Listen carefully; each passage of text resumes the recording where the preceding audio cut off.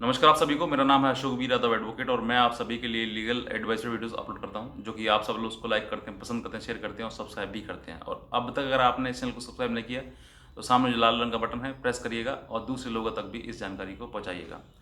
तो बहरहाल आज हम बात करते हैं कि जो पति हैं यानी कि हस्बैंड हैं, उनके ऊपर सेक्शन 490 का केस होने के बाद उनकी जो हालत होती है, उनके और उनके परिवार की जो मेंटली स्थिति होती है, किस तरीके से होती है, ये तो वही जान सकता है जिसके ऊपर ये केस होता है। दूसरा, मेरी कोशिश है कि आप जितने भी पति हैं या पत्नियां हैं, वो सभी एक दूसरे के साथ रहें, जितना हो सकता है उतना साथ रहें। लेकिन जब पानी सर से ऊपर उतर जाए तो फिर लड़ने की सोचें, चाहे वो पति हो चाहे पत्नी हो। अगर पत्नी ने गलत किया है तो पत्नी के खिलाफ लड़ें आप, या फिर पति ने गलत किया तो पति के खिलाफ लड़ें। यानी कि कहने का उद्देश्य ये है कि 498 केस जब पति के ऊपर हो जाता है और आपको मालूम है कि झूठा उसने किया है, तो आप उसके खिलाफ ज़रूर लड़ें। मेरी बहुत सारी ऐसी वीडियोस हैं जिनको अगर आप देखेंगे तो आपको डेफिनेटली बहुत बड़ा एक कहते हैं ना एक रास्ता आपको दिखाई देगा, और आपके अंदर एक मोटिवेशनल स्पीच, मोटिवेशनल थॉट आपके अंदर मतलब पनपेगा और आपको जीने की राह मिलेगी। क्योंकि इसके बाद जो है, एक तो सबसे बड़ा जो पति को गम होता है, दुख होता है, वो ये होता है कि उसकी पत्नी उससे दूर चली गई है। दूसरा, आप केसेस जिसने ऐसे बहुत सारे पति हैं जिन्होंने कभी कोर्ट कचहरी थाना कभी देखा नहीं, लेकिन उसके बाद बावजूद भी ये पत्नी जो है उसको कोर्ट भी दिखाती है, कचहरी भी दिखाती है, थाना मीडिएशन वगैरह सब दिखा देती है उसको, और लास्ट में एक ही चीज़ आती है, या फिर तो ज़्यादा लड़ने के बाद जो है उनको अलग हो जाना पड़ता है, यानी कि डाइवोर्स के थ्रू अलग हो जाते हैं, या फिर लड़ते लड़ते बूढ़े हो जाते हैं और पूरे जीवन भर एक दूसरे से लड़ते ही रहते हैं और कभी भी कोई उसका निर्णय नहीं निकलता है।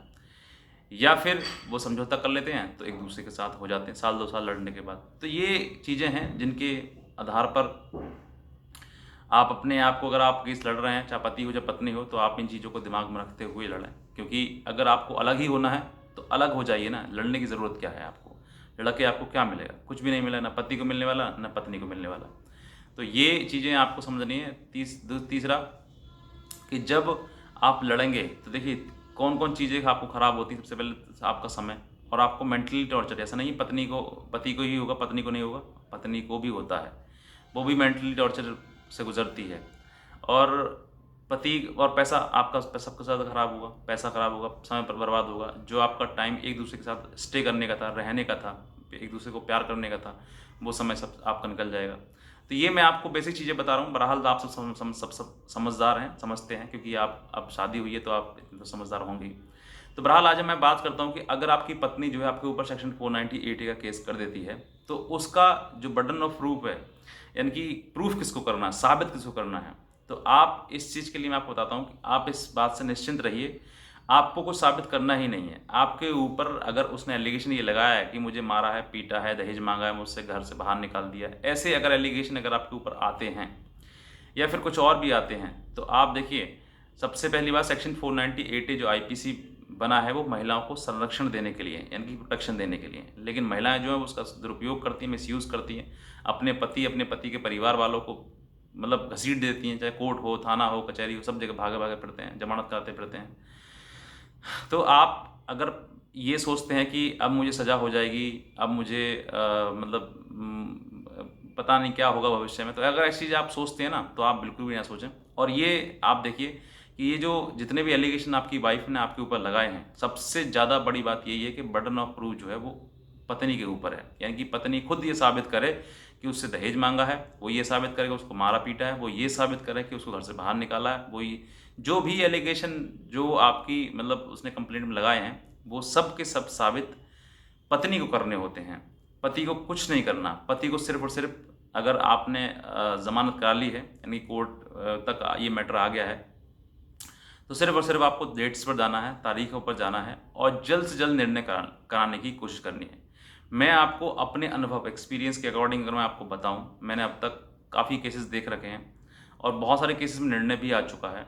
तो उन निर्णयों में जितने भी अभी तक केस मैंने देखे हैं, तो उनमें सभी में किसी में एक ऐसा ना हुआ कि पति को सज़ा हो गई, ऐसा किसी भी केस में नहीं हुआ है। रेयरली हो जाता है, लेकिन फिर भी मैं बता रहा हूँ आपके लिए कि पति के ऊपर जो भी एलिगेशन लगाए होते हैं, वो लास्ट में सिर्फ और सिर्फ फॉल्स माने जाते हैं, यानी कि पति को बाइज्जत बरी कर दिया जाता है, पति को भी और पति के परिवार को भी। कोई भी प्रूफ नहीं हो पाता है लड़की पर, क्योंकि वो सारे के सारे जो एलिगेशन है वो सब के सब फॉल्स लगाती है वो। और जब फॉल्स लगाती है तो कोर्ट को भी कोई एविडेंस आ नहीं पाता है, सिर्फ वो झूठी अपनी गवाही देती है, झूठी अपने माँ बाप की गवाही करा देती है, और एक दो घर में परिवार में भाई वगैरह होते हैं उनकी झूठी करा देती है। तो अब ये सब जितने भी गवाह हैं वो भी घर के हैं, ये कोर्ट भी समझता है कि आपके जितने भी गवाह हैं वो सारे कोर्ट घर के हैं। तो जैसे आप मतलब जो लड़की है जिसकी जो पत्नी है, जैसे वो पत्नी अपने परिवार वालों से कहेगी, परिवार वाले वैसे कहेंगे। लेकिन जहाँ पर जो है ये जैसे ही वो गवाही देते हैं और वैसे ही उनसे क्रॉस होता है तो फिर क्रॉस में कांप जाते हैं, थरथरा जाते हैं कोर्ट में खड़े खड़े, क्योंकि उनको मालूम है कि मैंने झूठ बोला है। और जब झूठ बोलते हैं तो झूठ स्टैटिक नहीं होता है, मतलब उसका वजूद नहीं होता है, वो कहीं ना कहीं बिगड़ जाता है और कहीं ना कहीं अपनी जगह से हट जाता है। और जहाँ वो अपनी जगह से हटा तो इसका मतलब ये है कि आपने स्टेटमेंट, लड़की ने स्टेटमेंट कुछ दिया, गवाह ने कुछ दिया, क्रॉस में कुछ और हुआ, तो फिर जो बेनिफिट ऑफ डाउट है वो गोज टू एक्यूज्ड, यानी कि जो मुलजिम है उसको ये बेनिफिट ऑफ डाउट जाता है। तो जब बेनिफिट ऑफ डाउट उसको जाता है तो इसी के आधार पर कोर्ट जो उसको रिहा कर देती है और ख़त्म कर देती है पूरा केस। तो ये जो चीज़ें हैं वो आपको बहुत ही, मतलब मैं आपको बता दूँ कि बारीकी चीज़ें बता रहा हूँ कि आप बिल्कुल भी ना घबराएं, बस देखें कि वो क्या गवाही दे रही है, किस तरीके से वो इन चीज़ों को साबित कर रही है। बस आपको कोई भी एविडेंस कुछ नहीं देना है। बहुत से लोग ये कहते हैं सर मेरे पास तो बहुत सा एविडेंस है पत्नी को झूठा बताने की, वो झूठा मुझे फंसा रही है, मेरे पास तो रिकॉर्डिंग है, मेरे पास तो फोटो हैं, वो हैं। ये सब कुछ आपके पास में है, बहुत अच्छी बात है। लेकिन अगर ये चीज़ें आप कोर्ट में दिखाएंगे तो कोर्ट में दिखा सकते हैं, लेकिन कोर्ट में आपको कभी ये कहेगा नहीं कि आप दिखाइए, अपने आप को इनोसेंट प्रूव करिए, क्योंकि सारी गवाही लड़के की तरफ से होती है, लड़की की तरफ से होती है, सारे एविडेंस लड़की की तरफ से जाते हैं। सिर्फ उसको यही, लड़की को तो यही करना है कि वो जो है अपनी बात जितनी भी उसने कही है वो उसको प्रूव करें। और लड़कियां जितने भी जो केस लगाती हैं वो प्रूफ नहीं कर पाती हैं, ये मेरा अनुभव है। इसी की वजह से जो है वो पति और पति के परिवार वाला जो है वो छूट जाता है। हाँ, 304B यानी कि अगर किसी प्रकार से दहेज हत्या हो जाती है तो वो चीज़ें आपको बहुत ज़्यादा विचलित कर देती हैं, क्योंकि उसमें बहुत ज़्यादा चांसेस होते हैं कि आपको वो सज़ा हो जाए। उसमें आपको प्रूफ भी बहुत कुछ करना पड़ता है और बहुत सारी चीज़ें हैं जो आपको, जिसमें कि आपको इनोसेंट होने के लिए बतानी पड़ती है।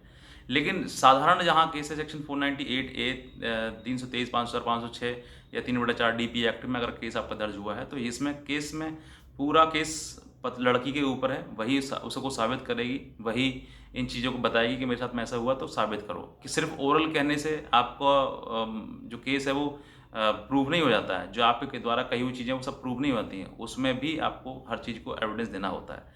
तो ये आप जो इतने पति हैं जो घबराते हैं कि सर मेरे तो ऊपर केस हो गया, अब बताइए मुझे सज़ा तो नहीं हो जाएगी, मैं जेल तो नहीं चला जाऊँगा, ऐसे कुछ भी आप ना सोचें। बस ये है कि उसको लड़ें। और देखिए, जब आपको मालूम हो कि ये चीज़ें झूठी हैं सब कुछ, तो आप इस केस को फटाफट जितना हो सकता है उसको उतना कंक्लूड कराइए, यानी कि एग्जीक्यूट कराइए उसका, जितना हो सकता है उतना फास्ट तरीके से। और धीरे धीरे आप चलेंगे, देखिए समय बर्बाद होगा। अगर आपकी उम्र 30 साल है तो 30 में 5-6 साल केस चल गया तो 35 हो गया, ठीक है।